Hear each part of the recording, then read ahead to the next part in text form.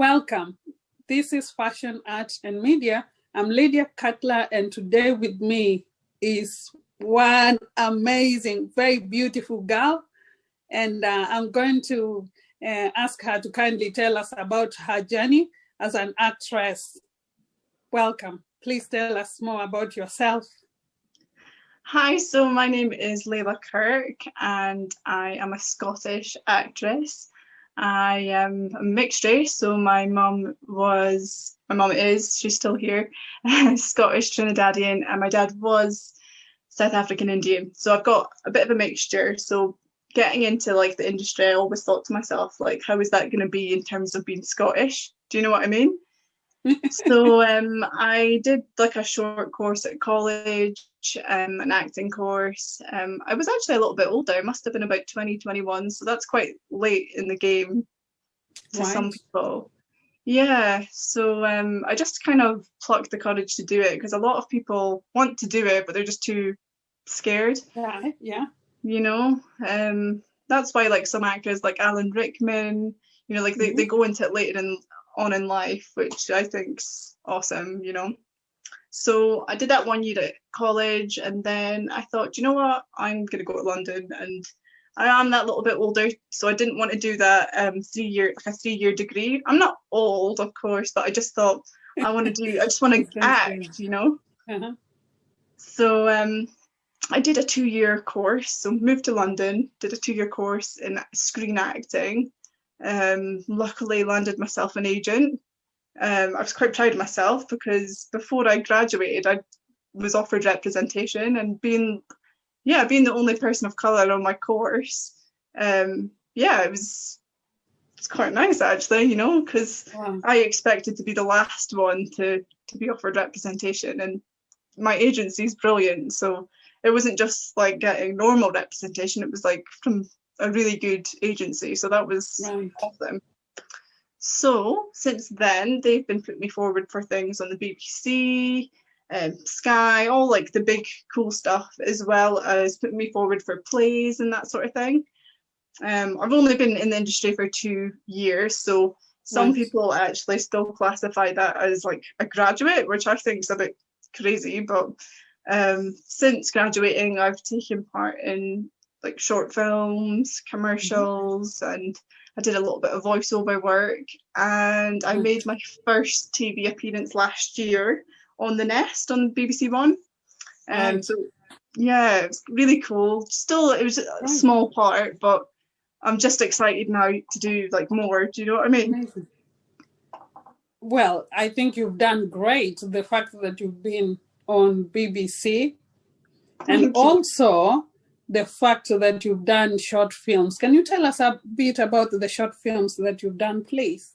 Yes, absolutely. So a lot of the time, like actors do showreel scenes, like they try and get footage for showreel things. So showreel, you probably know yourself, is basically like a CV for actors. So it showcases all the different kind of things that you can do. So I was like, as soon as I graduated, I was like applying for everything, you know, like anything that I could get my hands on. And through my work at the time, I was working at the London Film Museum. So it was actually part of Warner Brothers, the company that now owns the London Film Museum is Warner Brothers. They held a short film competition. So it would be at the Warner Brothers Film Studios, and our one came second.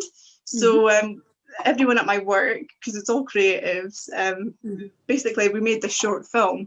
There was another one, and then there was our one. The other one was the one that came first, which was still good because it was like talking about domestic violence.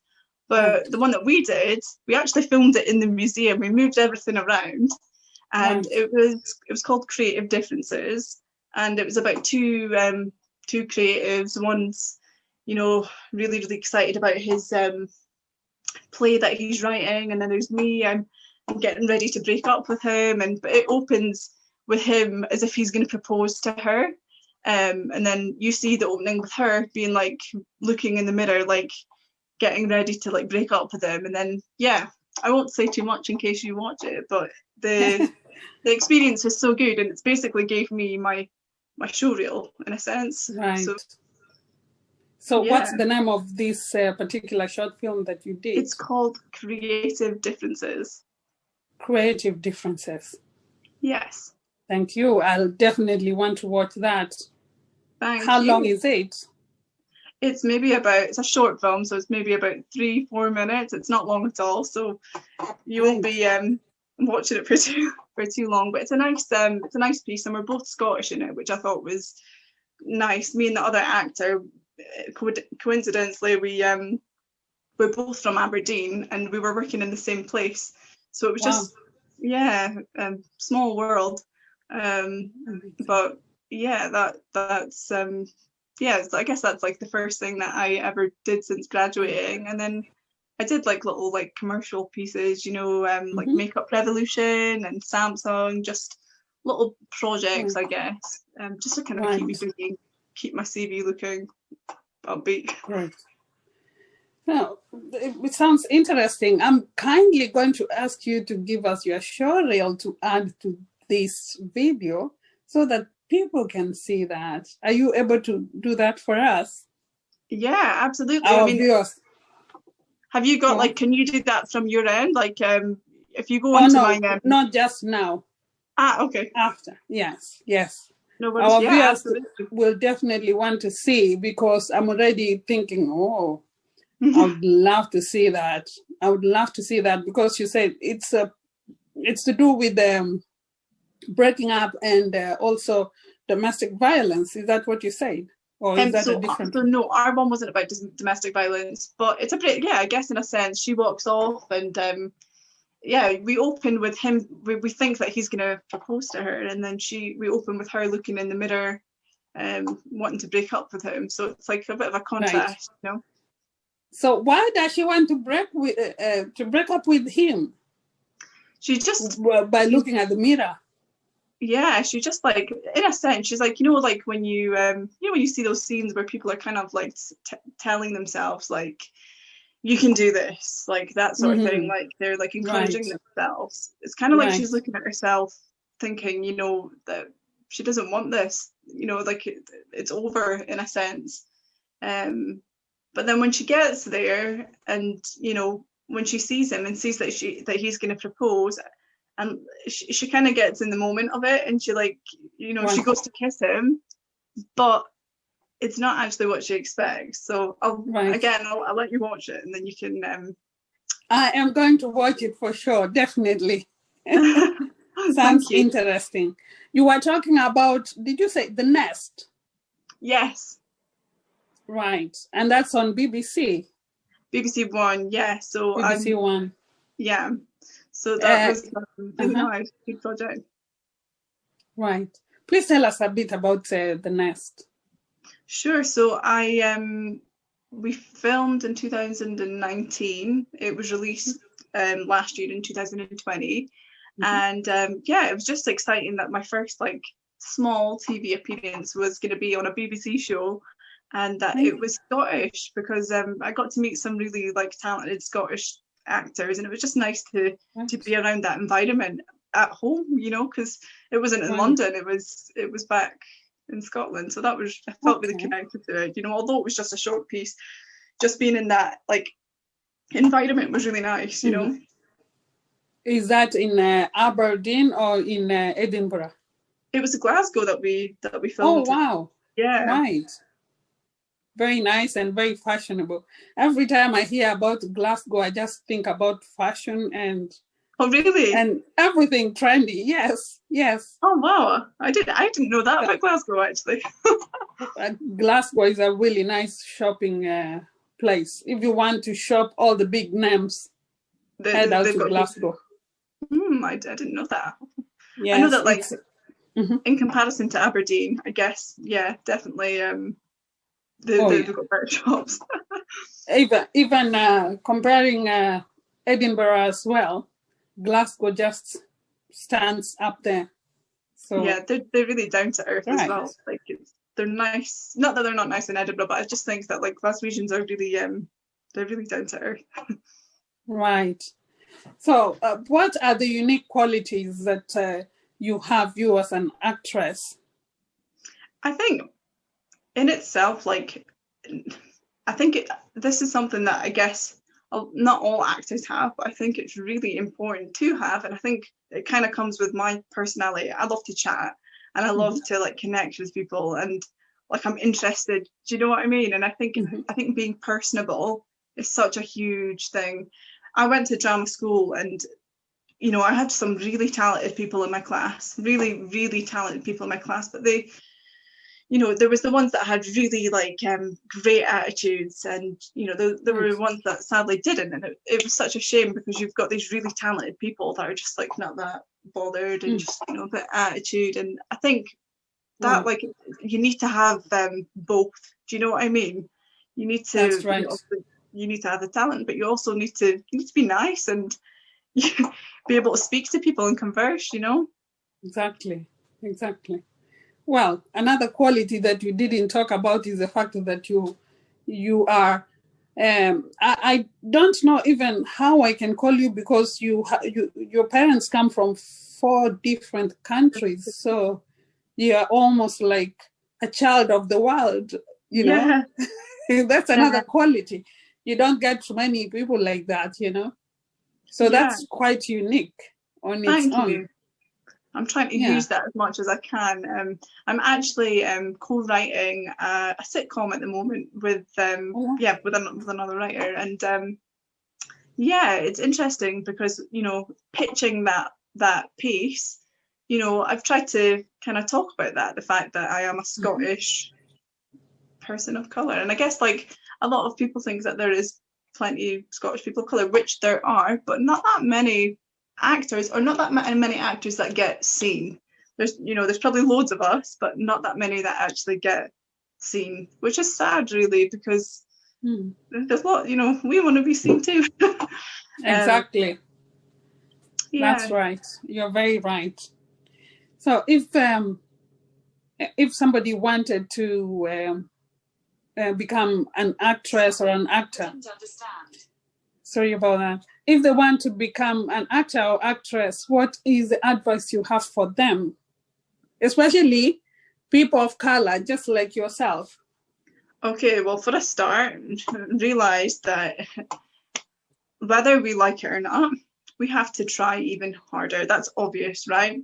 And also, not to just think, oh, well, I want to act and that's it. You need to think of other options, such as, for example, when I was at drama school, I was like, oh God, I'd never write. Not interested in that at all. But why, like, it's kind of stupid really to have that attitude of, oh, I can't write, I can't do it. Because really, for us, we can, like, I guess this doesn't just apply for people of colour, but say, for example, when we were, you know, doing our showreel scenes, when we're arranging like our, like, because before you do any big things for it to be in your showreel, we have to make our own work. You know, we've got to find these short films, or we can pay someone to do it for us, which in, like, at the moment is such a big thing.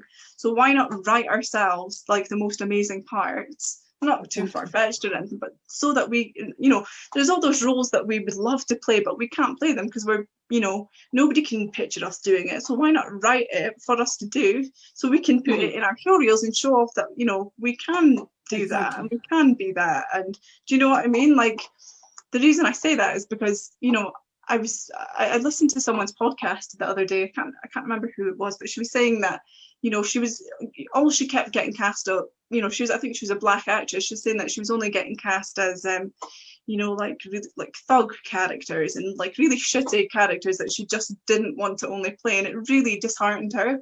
So she thought, no, I am going to go make my showreel all the parts that, you know, not too far-fetched, not Wonder Woman, but, you know, she's going to, you know, she wants to play a police officer. She wants to play someone with a profession. So she did, so she arranged those scenes to happen, got it filmed, and she started to book those roles because people can see, okay, yeah, she can do that, you know. But yeah, I just say that, like, you really need to, like, if you believe in yourself, especially as a person of color, and obviously actors itself, it is a hard place to be, but I feel like we are at a disadvantage. I'm just being honest. We need to, like, think of other ways that we can get ourselves seen. So, I mean, a lot of people speak about social media. I've recently started to do this. When I graduated, I thought it was, not really that important, but writing to casting directors, because a lot of people think, oh yeah, but they just get bombarded with lots of actors. But how else are we going to be able to get seen? I've started to do it. I've started to do it, and you know what? Some majority don't apply, but some of them do. And some, I've had someone, I think, last year, beginning of lockdown, I was so desperate. I was like, I need to start networking. So I started to write to these casting directors. As I said, a lot of them didn't reply, but some of them, and to be honest, the ones I actually wanted to, did. And it's sad, really, because I had a casting director who cast like really exciting things say to me, oh, when you're next in Edinburgh, let me know, and we can meet up for a coffee. And we've been in a pandemic, so I've not been able to do that, but I'll remind her when that time comes. But always just, I think like just networking, it really is what they say, it's who you know. Do you know what I mean? It's such a big thing. And if you've not been to like a big drama school, then I'd encourage you to get some training like behind you. I know that Identity School of Acting really, really is focused for people of colour. So Identity School of Acting. I think Middle Week Newton is another one that I've heard good reviews. So yeah, and with these ones, you're not tied into a 3-year degree. You can do it per term. So if you can't afford it, then it gives you that option to just be able to do it in small terms. Right. I actually interviewed another actress recently, and she said that it can be very expensive to do these courses. So you say people can either do part-time. When you're doing these part-time courses, can you also act in that process, or must you completely complete your course before you get yourself jobs, acting jobs? No, I think with part-time courses, they're more flexible. I think what they don't want is people not coming to class one week and then coming to class the other, because at the end of the day, if you're acting, if you're at like an acting class, you're going to be working with another actor. So you're going to be going home, doing homework, learning your lines to prepare a scene with someone else. And then if you don't come up for a week, that's like taking someone else's opportunity away from them. I think it's like if you've got like the odd audition or something like that, it's fine. But like they do like drop-in classes. I know, like I think the Actors Centre, and I can like list I can like put together like a list of things. But another like huge bit of advice that I would give to actors, and I don't think anybody told me about this at the time, because in fact I was luckily represented, but there's a list that I will attach the link to, and it's called the PMA list. And it's like a list of approved agents, because I'm going to be honest, there's a lot of dodgy agents out there, just like there is in any field. But this list kind of weeds out all of those ones. And not to say that if you're not on this list that you're not a good agent. I'm not saying that, but like the ones that are reputable, the ones that, the trusted ones, I guess, that have like earned themselves a bit of a name. This list it's like one big list, so it's good for actors that have just graduated or maybe haven't got that much acting experience but want to get into it.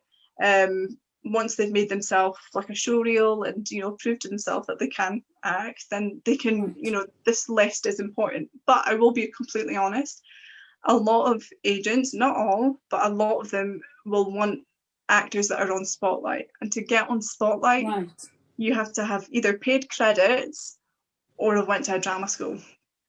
Right. Wow. Interesting. So if our viewers want to get to Spotlight, they have to pay. Some of our viewers could be young people who can't afford to pay. Therefore, it means that they probably won't be getting to Spotlight.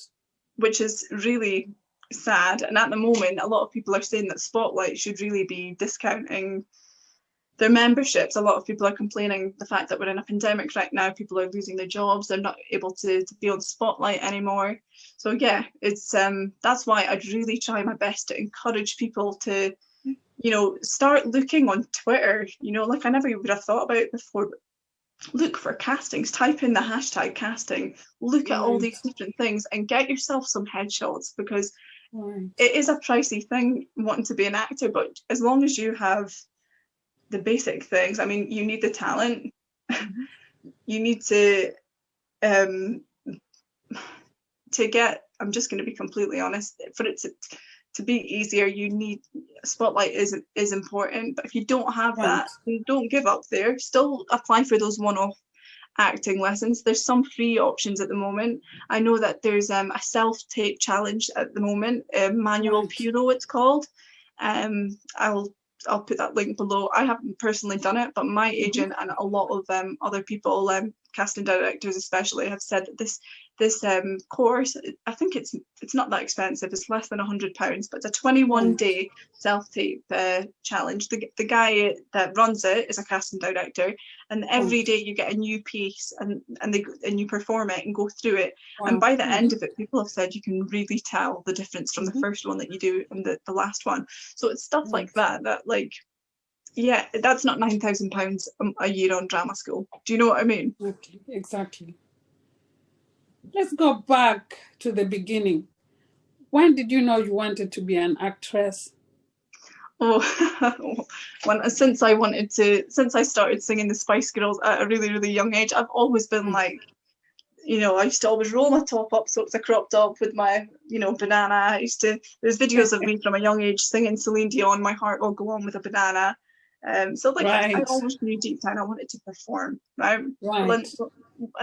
But when I got to the age of 15, 16, I said to I left school early, and I went to a careers advisor and said, you know, I want to act. I want to, you know, what can I do? And she just said to me, oh, you know, come on, let's be serious. Like, what do you want to do?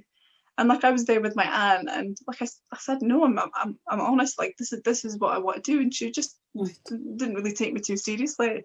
It wasn't until the age of, I think, 20 when I thought, you know what, I'm going to just do a really basic drama course at school. At the time, I was working full time in Boots as a manager, not the job that I wanted to be doing at all. And I just went for it. And you know, now I've got an agent, and you know, I'm on Spotlight, and I feel honestly, my acting has got better since graduating. I feel all these self-tape requests that I'm getting, I feel I don't know if everything that I got taught at drama school kind of came into place afterwards, but now I just think that my craft's got so much stronger just by doing so many self-tapes. Right. What you've said brings you know, when people say, if you want something, you just have to completely put your mind to it, go for it. And if you do, there's always a result, and the result is always a good one. So in your case, this is what has happened. Yeah. And amazing. I've only just got a droplet of it. I'm wanting more. Do you know what I mean? So you I think will definitely. Yes, I will. Instead of saying, oh, I hope so, I'm going to say yes, I will. So, about The Nest, what's your character in The Nest? Or you don't want to tell us? Yeah, I'm going to let you watch it. It's episode 2, and it's the very, very beginning. It's a small role, but I'll leave that to you guys. It's on BBC iPlayer, so it's completely free to access. So is it on BBC One now? Yeah. So if you go to catch up on iPlayer, you'll find it. Yeah, you'll find it there. I will, definitely. Yeah, it's on my Showreel. It's the small clip at the very end after Creative Differences.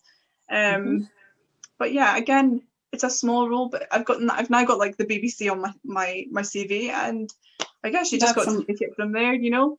Right, that's great. That's great.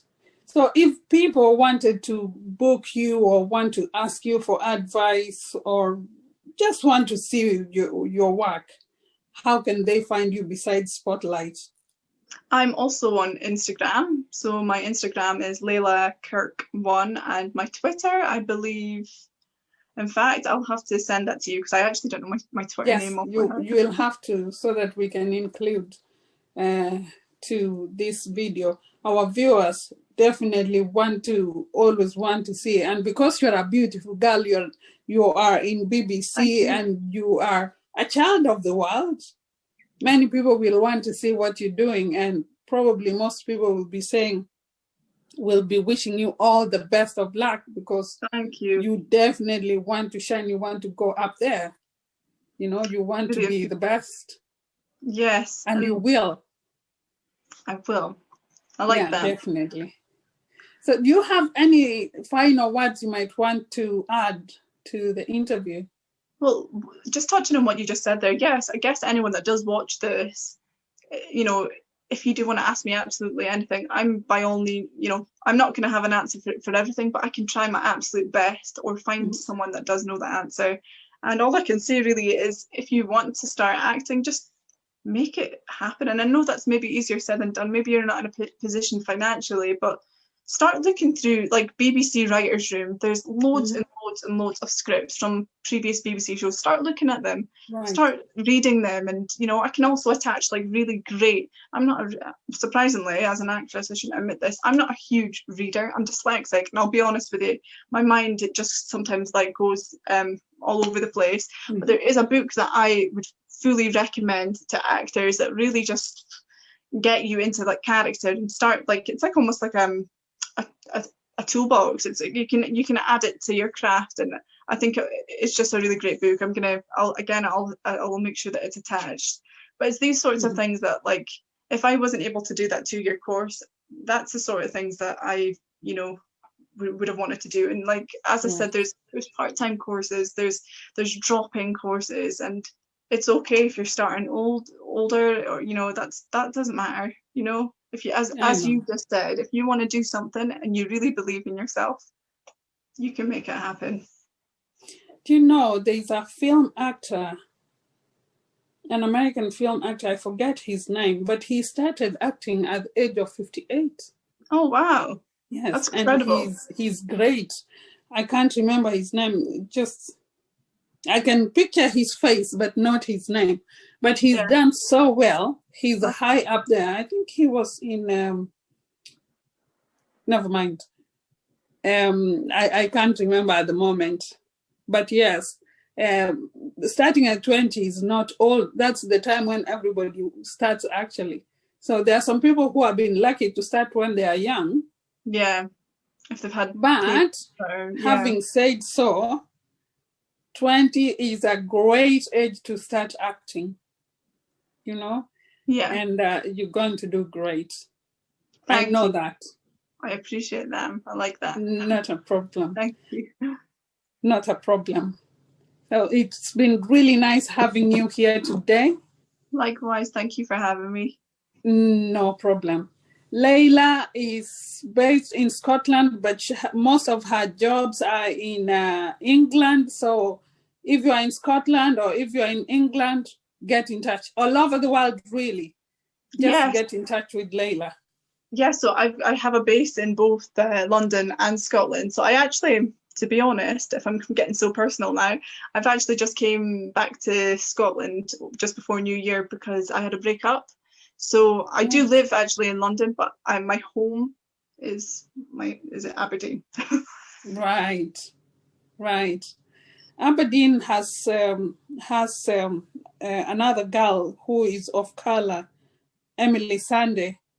Oh, and yeah. Yourself. So 2 is a great number for Aberdeen.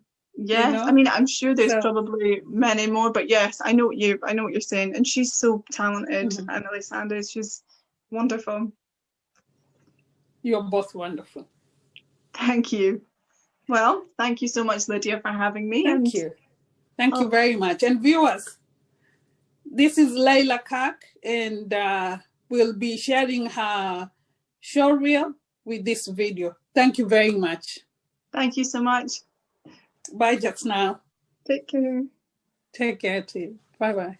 Bye-bye.